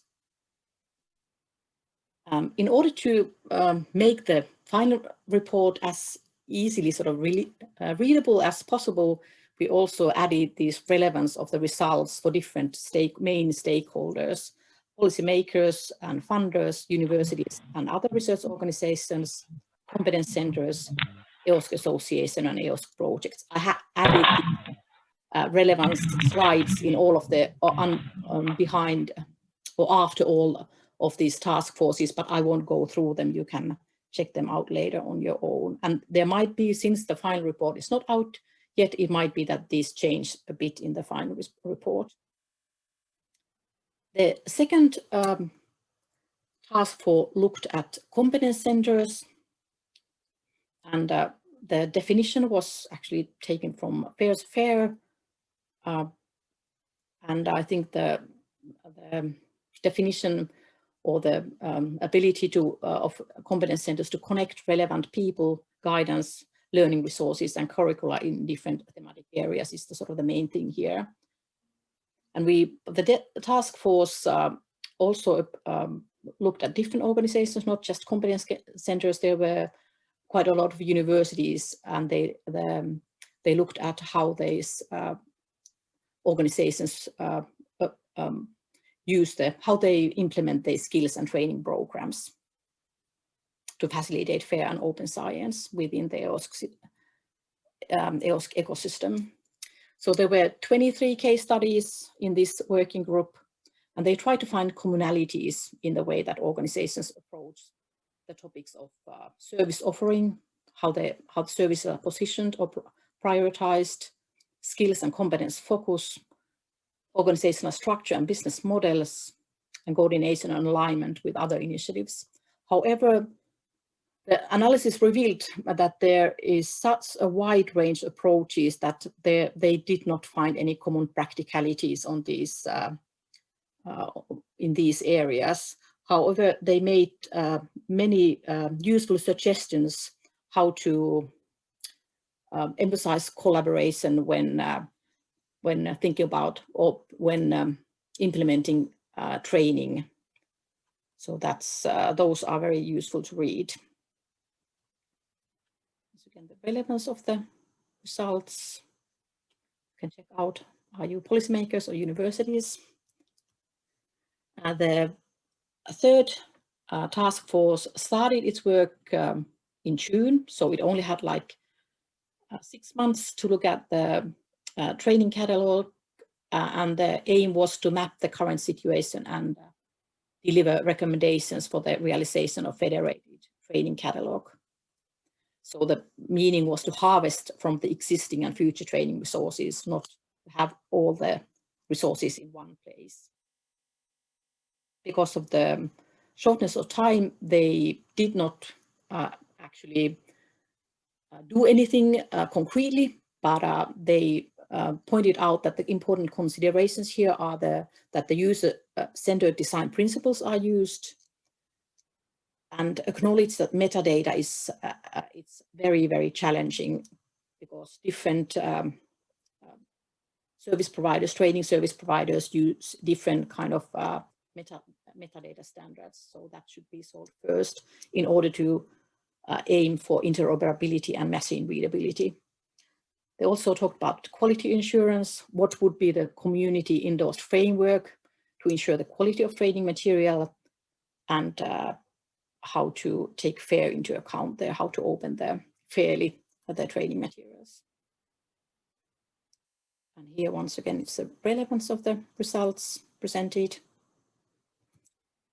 The fourth task force was actually the one that I took part in, and it produced a lot of material. We had a consultancy company to carry out a very comprehensive desk study and several interviews with stakeholders in different European countries. And it was really difficult because I haven't seen the final report yet, and I'm not quite sure what things the working group chair wants to pick up from there. So I just chose something here to show you what was done. So basically, we wanted to find out the current situation and plan how digital and open strategies and policies. And one finding was that people who know about digital strategies don't necessarily know anything about, or very little about, open data strategies. So it was quite fragmented in most of the countries, if not all countries. This is just to show you the case study that the consultancy company undertook. It included 9 countries, Finland being one of them. And you see the topics of the questions and the data gathering on the right-hand side. Digital skills, policy context, governance model, different skills initiatives were collected and compared with different countries, and Finland was doing really well, and like no surprise, the Denmark, Netherlands, Norway were did really well in these comparisons as well. And I really hope that the consultancy company is publishing the reports, because they are pretty interesting read for all, and especially I think for the different ministries, because it shows that there is, even though we did well, there is still sort of a fragmentation between sort of who is doing what, and or maybe a more coherent approach should be useful. This is just one example of a set of recommendations. There are several different recommendation pages, and actually there are of all these recommendations, there are more detailed page on what should be done here. The 4 biggest gaps were found in the areas of no rewarding career process for researchers who are using open science practices. The information is not gathered and it's not acknowledged or rewarded. The digital skills profiles are not standardized by any means. There are quite little legislation on digital skills.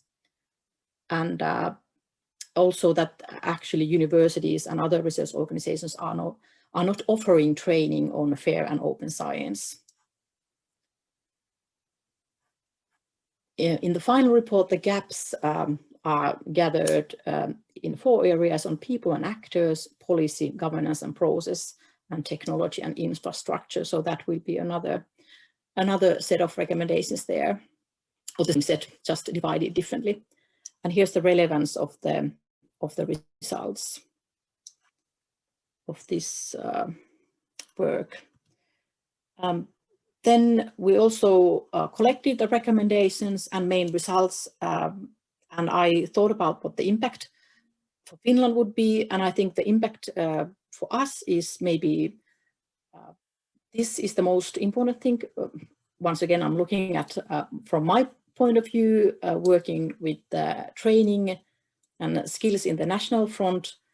We can use the framework of actors that is presented there and start using it.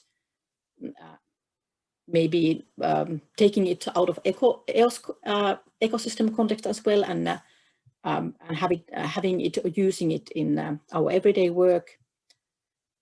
The skills curricula and training frameworks is important, and that is something that our group is trying to work on as well. Think about training frameworks, and this reward and recognition question is pressing and very difficult. So if EOSC is getting something done on that front, we are happy to sort of collaborate and take part in the work. And we are also thinking in our training group, that data training group, that we should develop and disseminate educational and training materials. And there are actually people who are co-operating on producing material who know in which area nobody is giving any training in Finland at the moment. But how to share the material, so that's the question. And I think the training catalog results gave us some food for thought, that when we are thinking about having our trainings in catalog, we also have to think about the metadata there in order to maximize interoperability within Finland and within EOSC as well. And these are the recommendations for how to actually influence the national open science policy, and how to support the strategic leaders so that they would learn about digital skills and open science questions, and would make sensible decisions so that they would help all the research ecosystem. But I think we are quite, as I said, we are very advanced in Finland, so this is not such a big problem for us as it is for maybe some other countries. And that's now I ran through my material. Thanks a lot. I'm happy to take questions. Thank you very much. And I really want to thank all of you, Henriikka, Susanna, Pirjo-Leena, Juuso, and Anne, for contributing, putting a lot of time and effort into these working groups and representing your expertise, and also the expertise you have gained here in the Finnish ecosystem to the EOSC development. Now we have some time for questions, and let me start. I will pick them up from the chat. The first one actually goes to Henriikka, and this has to do with the term marketplace. So marketplace sounds a bit like buying and selling, and the key principle for EOSC is that the services are free at point of use. So could you explain this a little bit? What do we mean by a marketplace, and how does this play with the free of charge to use the services? That principle. Thank you. The question is difficult. The working group struggled greatly, and I guess it goes back to some of the other questions that you might be asking that are in the chat on the kind of who's EOSC for, how much it is for the service providers, and them being able to run a marketplace and buy services from each other. So it might still be the end user might not see any of the transactions for money and it'll be free at that point. And how much this should be more of a collaborative effort to create architectures and ways to work together that would not resemble so much a marketplace. And the Sustainability Working Group debated this heavily, debated the use of the word heavily. The principle of being free at the point of use was not kind of sacrificed with this, but it was the idea in the end that services could have transactions within a certain space and buy from each other. And then what they offer for the researcher could be their own policy issue. Do you think that answers the question? I definitely hope so. Thank you. But the key is really to not stick to the term as such, but kind of think about a bit behind it. I think Karel might have something to add on the latest developments on that. Please, would you like to say something? Yeah, you're absolutely right, Henriikka. I use the word marketplace between parentheses. I always do that because it's not a normal marketplace where you buy and sell things. But if we would extend to the public and private sector, and especially the private sector, then there could be some services coming through EOSC, which also may need an exchange of currency. And therefore I said it would ideally be with one marketplace between parentheses, but different requirements could lead, and legislation could lead to alternative governed spaces. And the space governed by, let's say, the open available material, especially around the publicly funded research, is of course for free. So personally, I do not like the word marketplace either, but this was the one that was introduced by the working group on sustainability. So therefore I put parentheses around it. Yeah, and as I said, the working group was not unanimous on the use of that term, so I know. It has got complications attached to it. But that's the end result, unfortunately, that can lead us to misunderstand the core idea behind it. Yeah, but again, if I may add to what Ville said, his suggestions to read the screen, I hope it will be available very soon. Please do so. There you get a good feeling for what is meant in this whole environment. Excellent, thank you. And talking about the documents you guys have mentioned in the presentations, so Sara posted the link where you can find all these which are already published and then more are coming. So this is the way to find them. And then also because we are a bit short of time, so I will now not go into the discussion you have been having at the chat about who is the user of EOSC.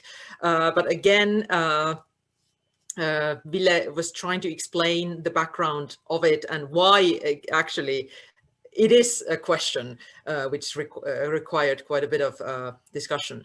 But there is one question which I would like to, this might go to Ville, because we noticed that Susanna had to move to another meeting. So this question that I have noticed that the open source software idea is skipped from European and national landscapes. EOSC doesn't mention it explicitly.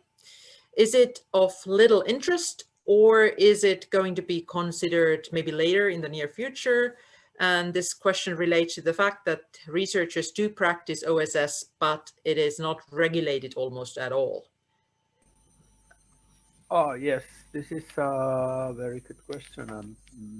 And well, okay, of course, I can't say what will happen in the future and so on. But we have now this report from the task force about scholarly softwares, and there is some recommendations and so on how to bring a software as a research output on the same level than data and publications and so on.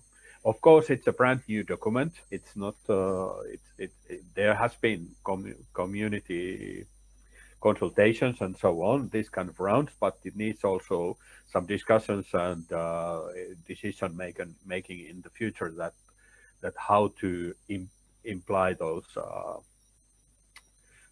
recommendations and so on. So it is something what I believe that will be in the different policies and papers and recommendations, but well, it haven't been done yet. But it's important that in the future, EOSC take care of these software issues also. Yes, but well, I believe that EOSC will handle this one. Yes, and there is a very good report for that. Yes. Thank you. And Anne added in the chat that software and codes will be included in the second part of the national data policy. So definitely, this is an issue we will come back to. Was somebody wanting to say something? Karel has hand raised. Please, Karel. I just wanted to add that what Ville said is absolutely correct. And we have in the last phases of the working group, especially by the work done by the working group on architecture, implemented more on software in the text. And in the final version of the SCRIA, you can clearly find that software is one of the items in even the priority list of the first couple of years. So to be honest, software was somewhat forgotten because some of us automatically include software in the word data, but most people do not. And therefore we have started to mention it much more explicitly.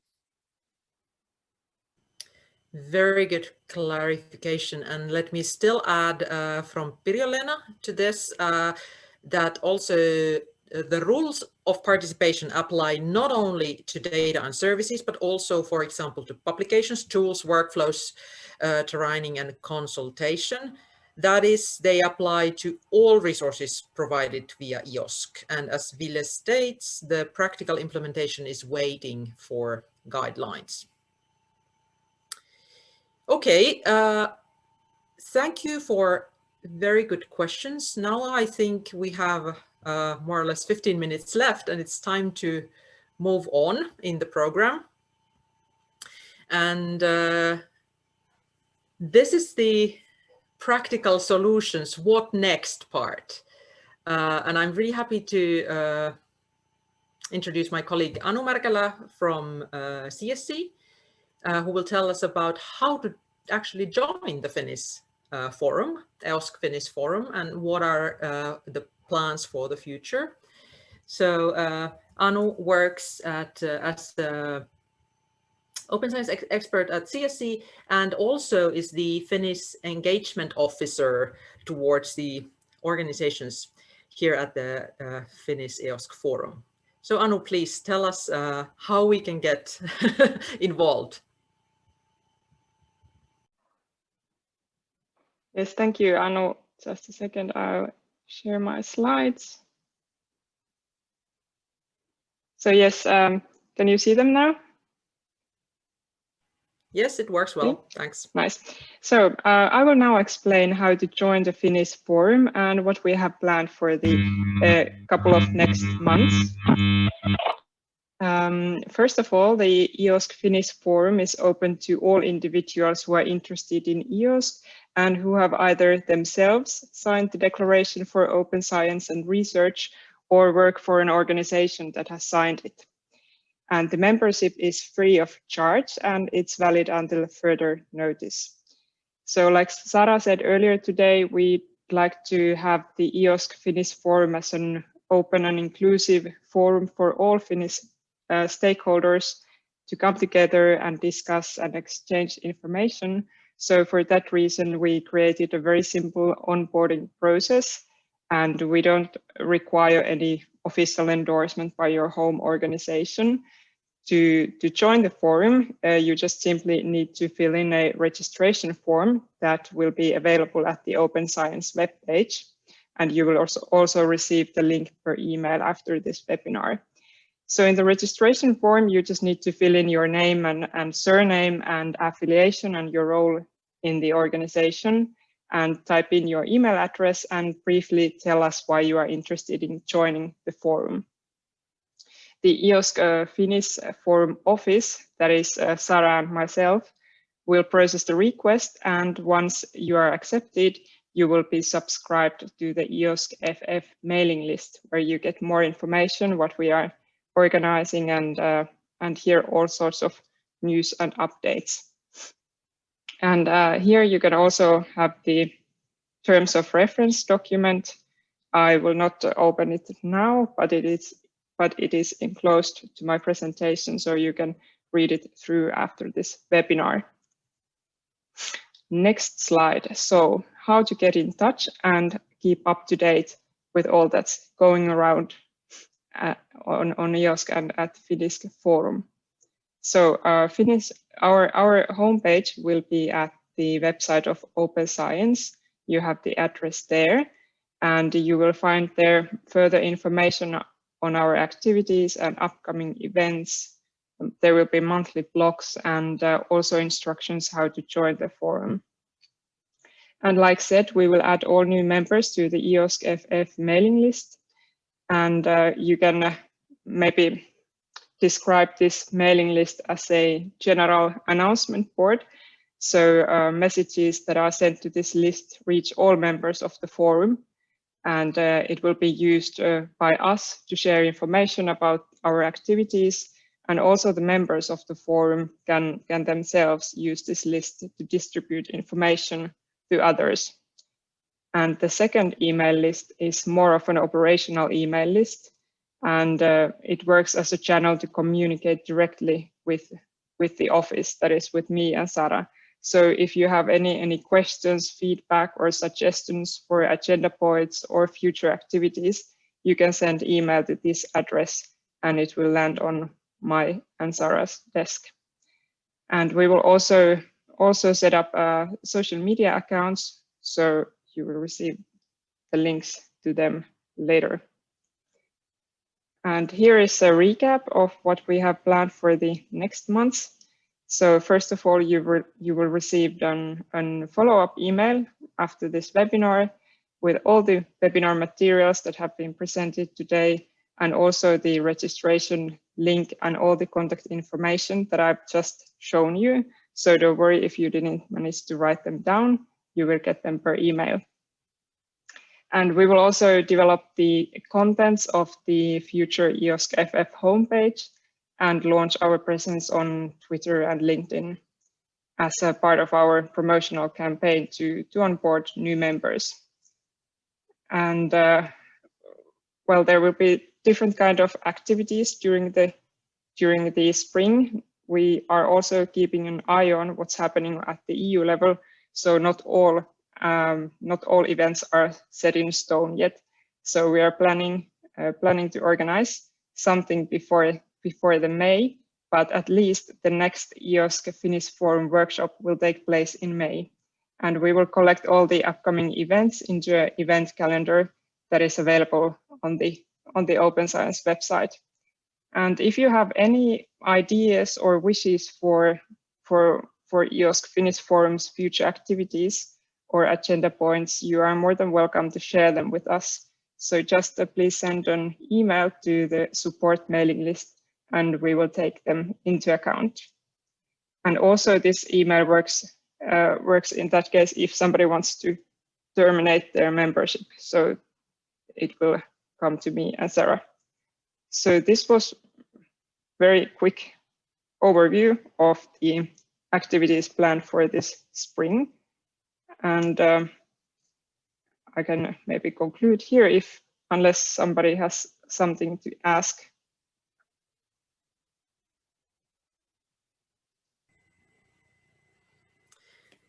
Thank you very much, Anu. And as Anu mentioned, there is a kind of direct way to contact you and Sara at the EOSC office here in Finland. So even if you have any questions afterwards, please feel free to approach colleagues at CSC and then us other colleagues who are coordinating and contributing to planning these activities. And now I'm saying a few words to close this event. First, I really want to thank all the speakers and most importantly, all of you who participated, and please do share the materials, the information also with colleagues. Some of the take-home messages from these presentations, EOSC is clearly a process.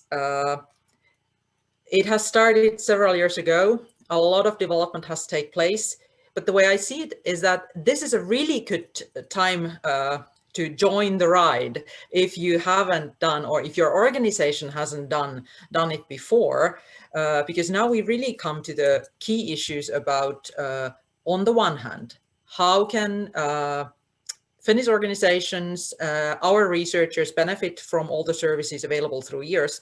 But at the same time, I really want to highlight this point about interoperability being a two-way street or two-way process.